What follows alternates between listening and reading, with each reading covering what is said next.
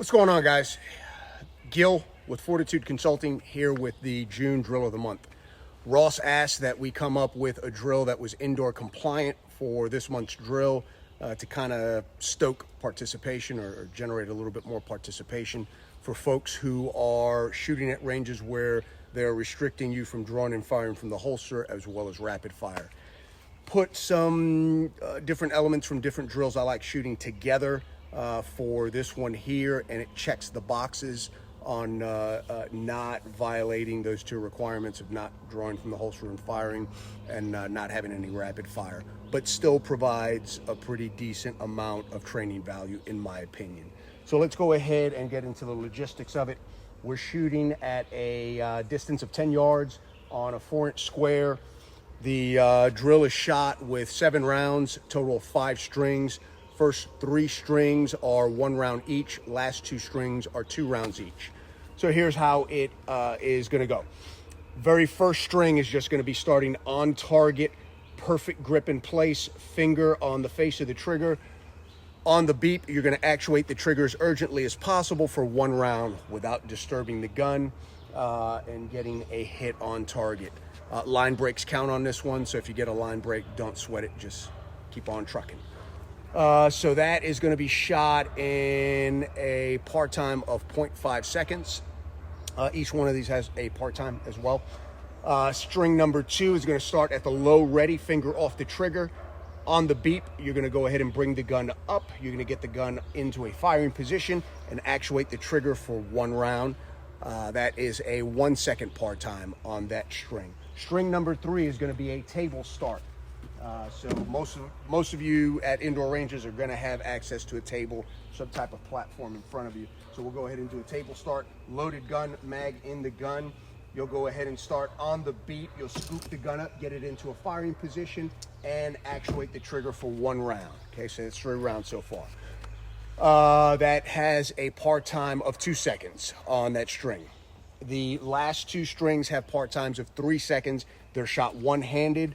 The first one's going to be dominant hand only at the low ready, finger off the trigger. On the beep, we're going to bring the gun up. We're going to get it into a firing position and actuate the trigger urgently for 2 rounds. Last string is going to be shot the exact same way on the support hand side. Note on the start positions for the low ready. It is just below line of sight, right? I'm not sweating a perfect 45-degree angle or at the bottom of the target stand. Gun just below sights is fine. The other alternative to that is if you want to start in a compressed ready. No issue with that whatsoever. So instead of going to low ready, you can go to a compressed ready and just bring the gun up to your line of sight. Completely and totally your choice, right? So not sure if I said this or not, but the last 2 strings have a part time of 3 seconds each, right? So let's go ahead and run through the drill, see how it shakes out for me this morning, and then we'll have a quick conversation after. All right. First string is starting on target, 1 round, 1 round. Ready. That was in a .20. So now we're going to do the low ready, finger off the trigger, and we've got 1 second to come up and fire 1 round on target.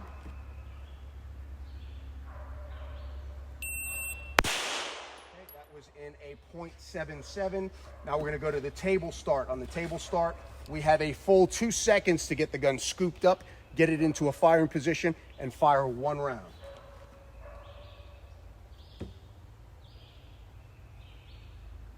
Okay, that was in a .176. Now we're going to go to the one-handed strings. First one's going to be on the dominant side. I'm going to start at the low ready on the dominant side. We're going to come up and we're going to fire 2 rounds in 3 seconds. 2 rounds in 3 seconds.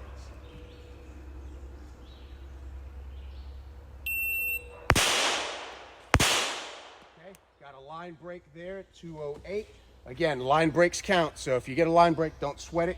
You're good to go. Just go ahead and charge on.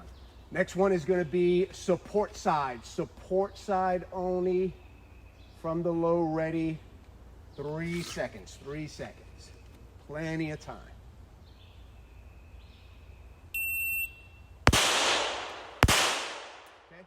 was in a 229. Let's go down and take a look at it.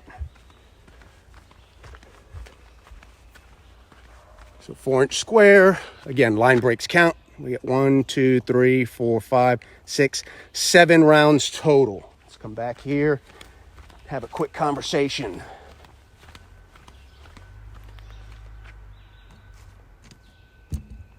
All right, so what will we do with the potential data that we can extrapolate or pull out of shooting this drill? What you want to look for is, A, are you hitting the part times? Keep in mind the part times are completely arbitrary on this one.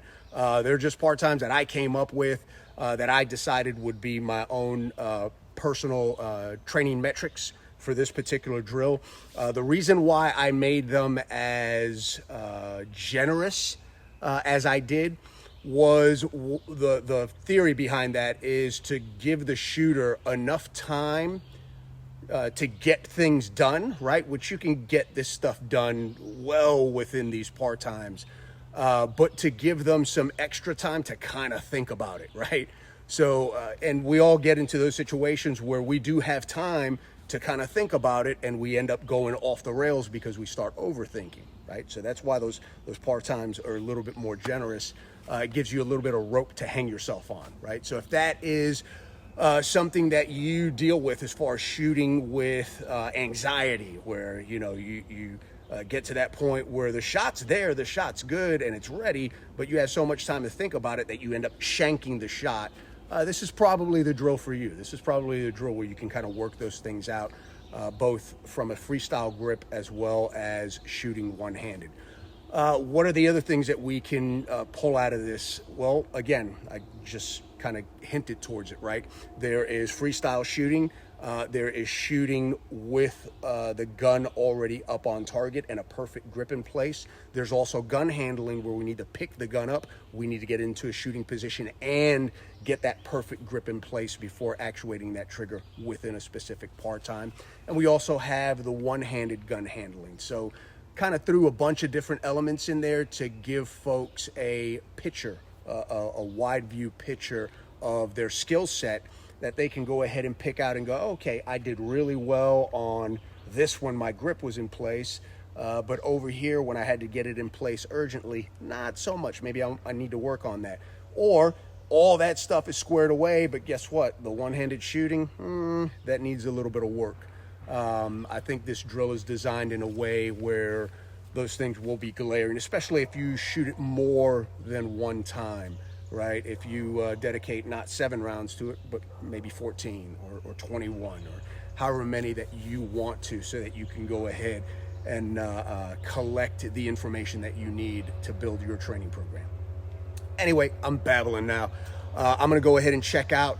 That's the June drill of the month. I will put a detailed breakdown in the text when I go ahead and post this up. So that'll be in there as well. Folks, once you shoot this, give me some feedback. Let me know if there's something that we might add to it to make it a little bit better, something to take away from it, or if you just didn't dig it at all. Whatever. I'm always looking to make things better, whether it's from a coaching perspective, shooting perspective, or coming up with these drills and kind of tweaking them so that they can be the absolute best that they can be. So if anybody decides to give me that feedback, I would truly appreciate it. All right, guys, go ahead and get after it.